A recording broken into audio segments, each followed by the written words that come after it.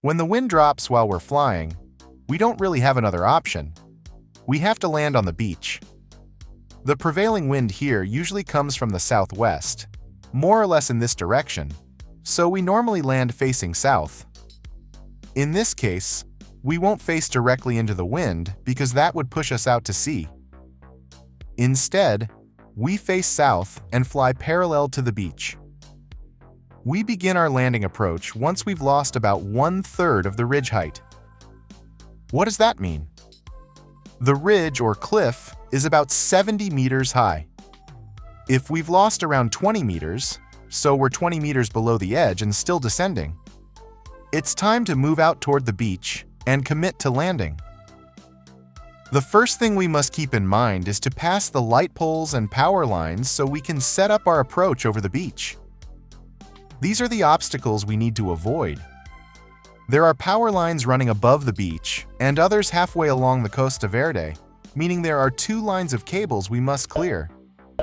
That's why it's very important to head to the beach with enough altitude and not wait until the last moment.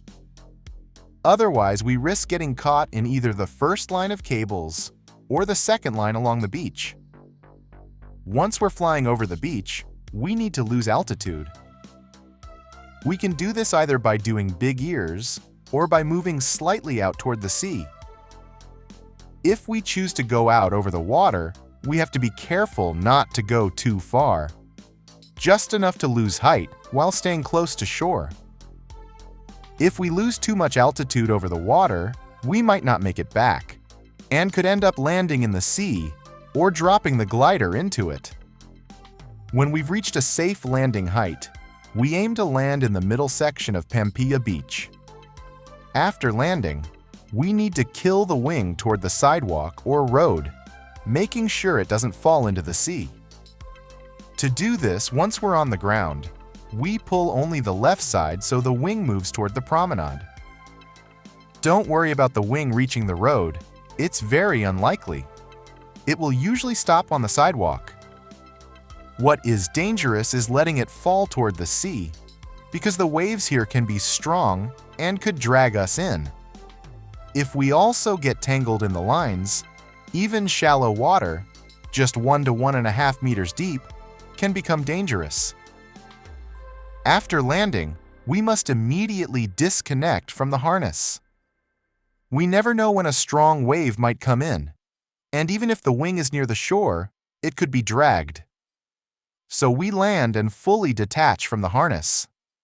Once free, we can carefully gather the wing to prevent it from being pulled into the water. We should aim to land on Pampilla Beach, specifically in the middle section, since it's the safest area. Toward the end of the beach, near the breakwater and rocks, there's no proper landing area, and there have been accidents where pilots hit the rocks or ended up landing in the sea after coming up short. The next beach, Waikiki, is also landable, but it has many obstacles: bathrooms, cables, lots of people, and nearby traffic. It's possible but requires caution. The following beach, Meikaha, should generally be avoided.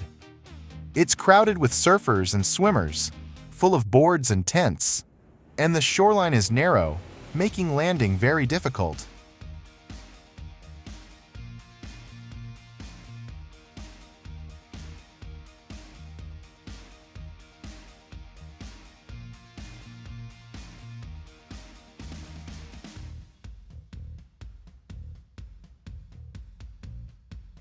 The best landing area is directly below the paragliding launch, at Pampilla Beach, but only up to the midpoint. Beyond that midpoint, the sea reaches the retaining wall, leaving no room to land safely, and we risk getting wet or even pulled into the water. In the worst case, we could end up near the pier, where landing is very dangerous due to rocks.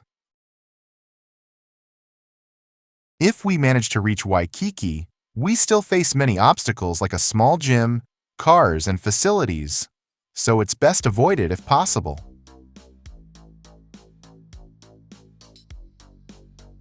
The goal is to land in the first half of Pampilla Beach. As you can see, this area is usually empty, with very few people except on busy summer days. There's a lifeguard station that has been there for years, and it serves as a great visual reference. It sits roughly in the middle of the usable landing area. Ideally, we aim to land near this station. If we overshoot it, we still have about 50 meters of beach as a safety margin, which helps us avoid the more dangerous end of the beach.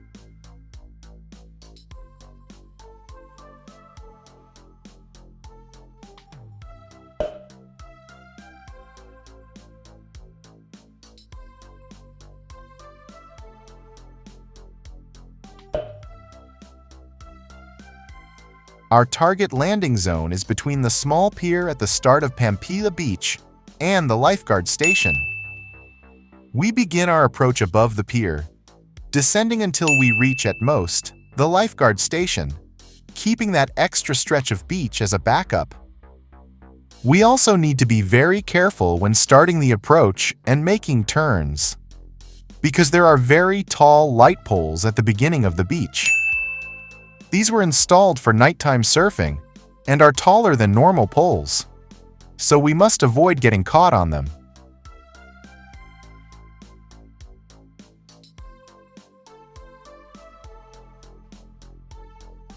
The beach surface is uneven, with dips and varying levels, which can cause injury if we don't have proper footwear. That's why it's very important to fly here in Miraflores with high-ankle trekking boots to protect the ankles during landing. Two key pieces of equipment are essential: trekking boots and a life jacket. Many pilots underestimate the importance of wearing a life jacket here, or even consider it unnecessary. But we land very close to the water, where waves and tides can be strong. Without a life jacket, there's a real risk of getting tangled in the lines and panicking in the water. In Miraflores, life jackets are mandatory for tandem flights and optional for solo flights, but the recommendation is to always wear one. If we have enough altitude, we can also land at Punta Roquitas Beach. It's usually empty, larger than Pampilla, and has fewer obstacles. The entire beach can be used, since it doesn't end in a dangerous rocky area. If we overshoot there, we can still continue to Pampilla, which gives us more options. The issue is that if we're flying near the lighthouse or the paragliding launch, and we've already lost too much altitude, we won't have enough height to reach Punta Roquitas. That option only works if we decide early and approach with plenty of altitude. Once we've descended halfway down the ridge, we won't make it there anymore and must land at Pampilla. As mentioned earlier, we normally land facing south. However, there are exceptions. If we don't have enough altitude to turn into the wind, and the wind is very light or even slightly from the north, we can land facing north instead. But this is rare, and only done when a normal south-facing approach isn't possible. Landing on the beach can feel intimidating because it's narrow and has a clear limit. We can't overshoot.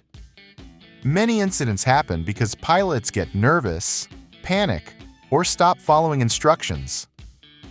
The key to a good landing is staying relaxed. It's a challenging landing, but completely manageable if we stay calm and trust our skills. Another common mistake is hesitating too long on the ridge, trying to gain height instead of committing to the beach early. This reduces our options and forces a last-minute emergency landing. It's much better to decide early, head to the beach with enough altitude, and set up a proper approach. Sometimes the wind drops not over the main launch area, but further north near Larcomar or Tres Picos Park. In those cases, landings can actually be easier. At Redondo Beach, below Larcomar, there's more space and fewer obstacles. And near Tres Picos, there's even a grassy area where landing is possible. That's everything for this video about landing options below the paragliding launch. Macaja, Waikiki, Pampilla, and Punta Roquitas. In the next video, I'll explain how to land at the more distant alternates, like Redondo Beach below Larcomar and the Tres Picos area. If you found this video helpful, don't forget to like it and subscribe to the channel for more content like this. See you in the next video.